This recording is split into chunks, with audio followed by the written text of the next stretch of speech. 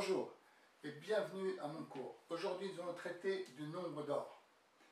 Donc déjà, le nombre d'or, c'est un nom magique et ce cours s'adresse vraiment à toutes les personnes qui sont soit artistes, photographes, qui sont peintres ou tout simplement qui font du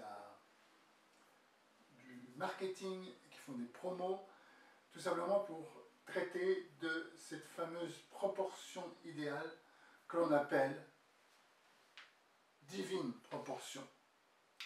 Donc il y aurait, c'est un peu le rêve humain, et je trouve ça très bien, il y aurait une proportion qui serait supérieure à toutes les autres, et qui ferait qu'elle permettrait tout à fait l'esthétique. Alors, c'est aussi la façon dont on a construit le Parthénon à Athènes, et bien des artistes, des grands artistes se sont inspirés donc de cette divine proportion. Donc on va regarder comment l'utiliser de manière simple, parce qu'elle fait un peu peur, parce qu'au départ il y a une formule un peu difficile. Voilà, donc la proportion en question, c'est la suivante. Vous avez un segment complet ici, et vous avez une partie, le segment est coupé en deux segments inégaux, une partie petit a, une partie petit b. Et donc, la divine proportion, la règle d'or, ce serait, ou le nombre d'or, ce serait simplement que le plus grand sur le plus petit, ceci, le plus grand sur le plus petit, serait égal à la somme des deux sur le plus grand. C'est pour ça que j'ai écrit A sur B égale A plus B sur A. Donc, je répète, le plus grand sur le plus petit qui est là, donc on va avoir un résultat qui est plus grand que 1, n'est-ce pas?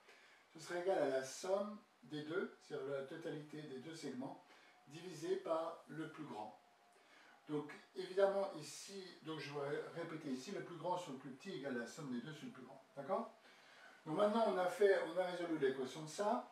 On ne va pas trop se prendre la tête avec cette partie-là parce qu'on traite de l'utilisation.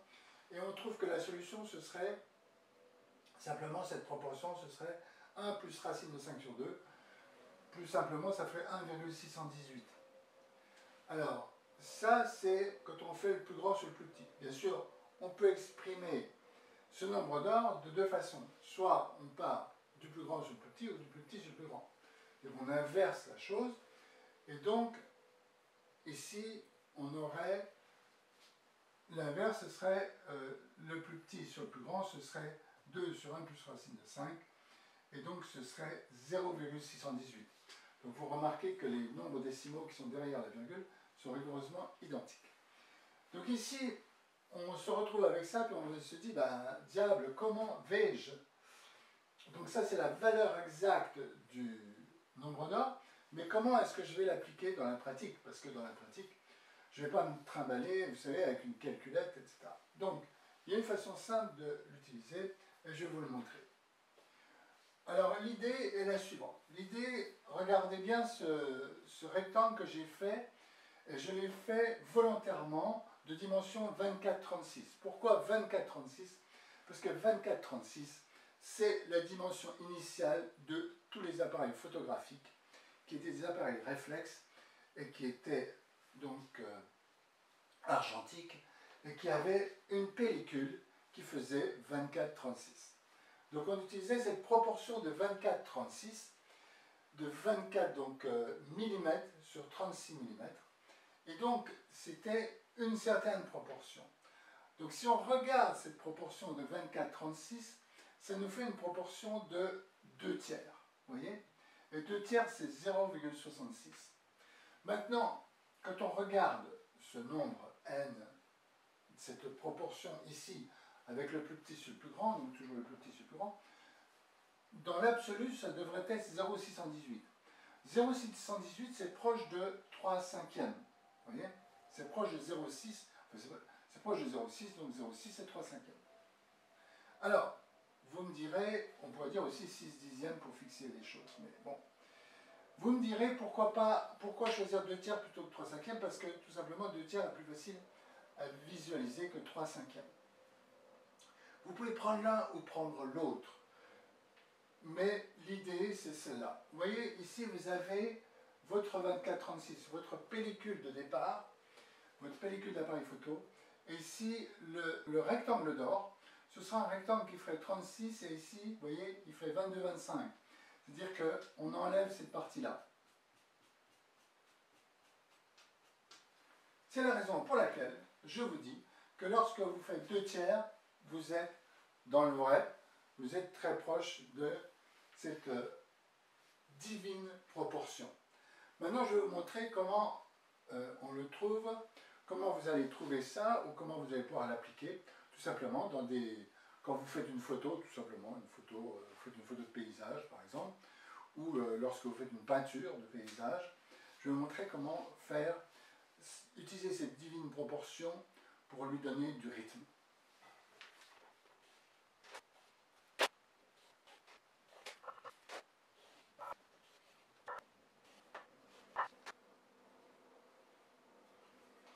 Voilà, donc ici je vous donne 2 exemples parce que vous démarrez d'un format, mettons que vous soyez avec une photo ou avec une peinture, peu importe.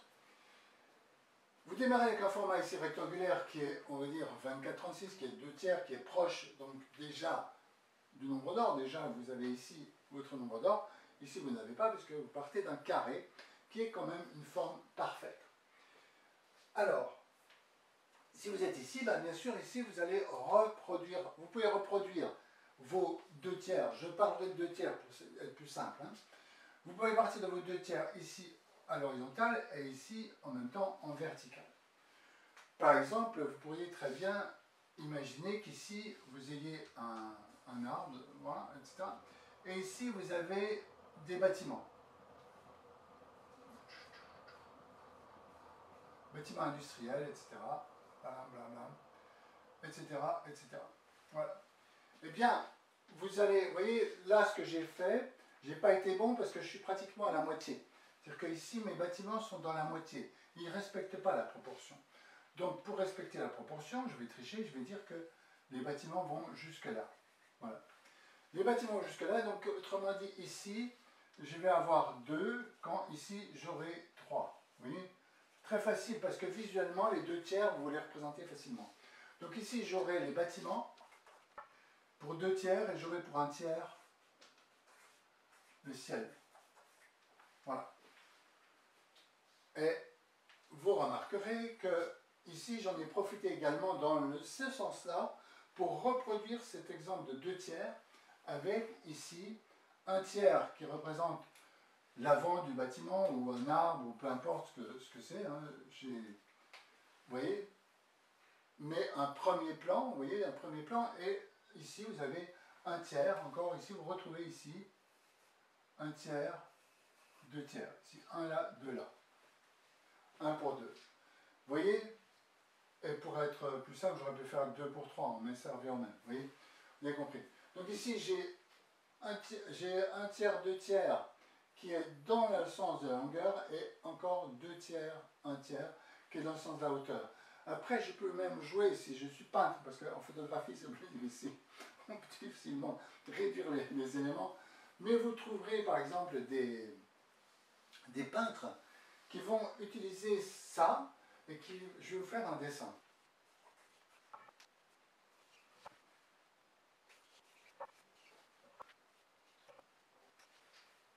Voilà, par exemple, je vous donne l'exemple d'un peintre qui représenterait des personnages.